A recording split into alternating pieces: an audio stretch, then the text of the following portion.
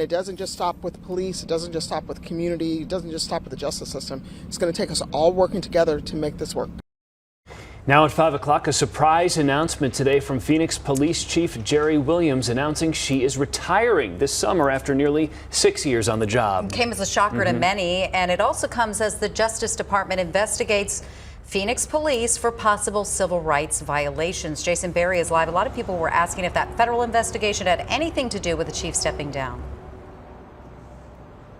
Well, city leaders say no. They insist this was strictly a personal decision that Williams made on her own, and she was not forced out.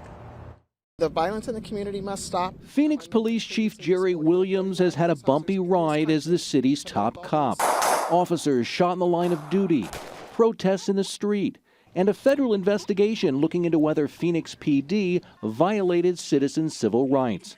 Today, Chief Williams announced she's had enough and is planning to retire this summer. I can absolutely say that she's one of the most committed, dedicated people that I've ever worked with. I mean, she grew up right here in Phoenix and was as committed to her community throughout her career as anybody. Chief Williams has been in law enforcement for 33 years. She started as a patrol officer, then became an assistant chief. In 2011, she was named police chief of Oxnard, California, and in 2016, she was named Phoenix police chief. I think she's done a lot of things to engage the community and to be a face of the department, and she desperately and deeply cares about this community.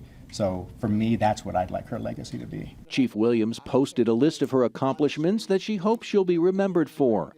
Getting all officers body-worn cameras, requiring documentation every time an officer draws a weapon, increased transparency, releasing critical incident videos within 14 days, and the implementation of less lethal response to certain encounters. You do have the issues of the politically prosecuted individuals. But not everyone paints a rosy picture of Williams' tenure as Phoenix's police chief.